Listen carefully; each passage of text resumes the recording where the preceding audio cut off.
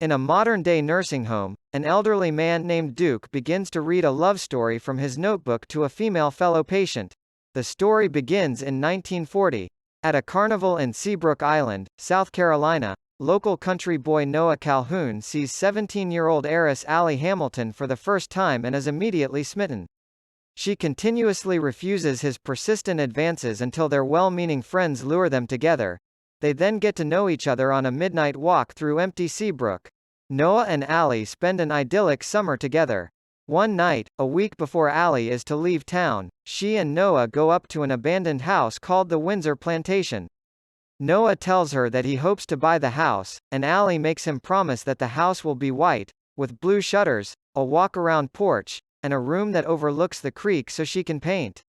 They intend to make love for the first time, but are interrupted by Noah's friend Finn, with the news that Allie's parents have the police out looking for her. When Allie returns home, her disapproving parents ban her from seeing Noah again. Allie fights with Noah outside and the two decide to break up. Allie immediately regrets the decision but Noah drives away. The next morning, Allie's mother reveals that they are going home that morning. Allie frantically tries to find Noah, but is forced to leave without saying goodbye. The Hamiltons then send Allie to New York, where she begins attending Sarah Lawrence College.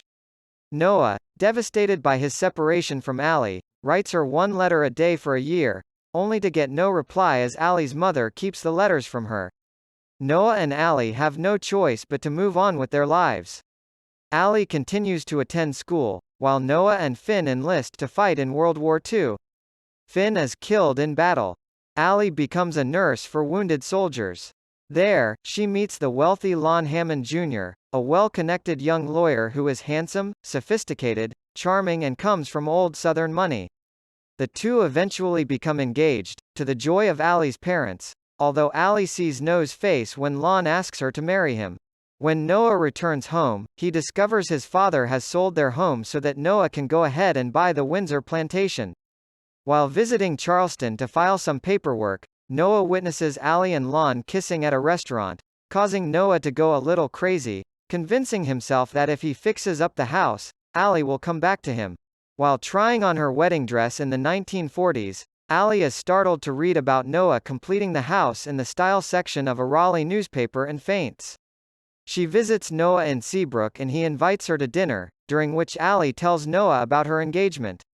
Noah questions whether Allie's future husband is a good man and she reassures Noah that he is.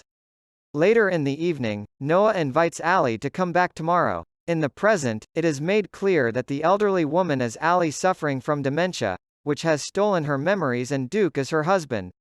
Allie does not recognize their grown children and grandchildren, who beg Duke to come home with them. He insists on staying with Allie.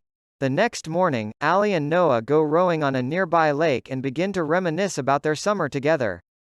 As a rainstorm starts, Noah rows to shore, where Allie demands to know why Noah never wrote to her. After the revelation that Noah had indeed written to Allie, they share a passionate kiss, before making love into the night. The next day, Allie's mother appears on Noah's doorstep, telling Allie that Lon has followed her to Seabrook after Allie's father told him about Noah. Her mother takes Allie out for a drive to show her that there had been a time in her life when she could relate to Allie's present situation. On returning to Noah's, she hands her daughter the bundle of 365 letters that Noah had written to her. When alone, Noah asks Allie what she is going to do. Allie is confused and confesses that she doesn't know. Noah asks her to just stay with him, admitting it is going to be really hard, but he is willing to go through anything because he wants to be with her.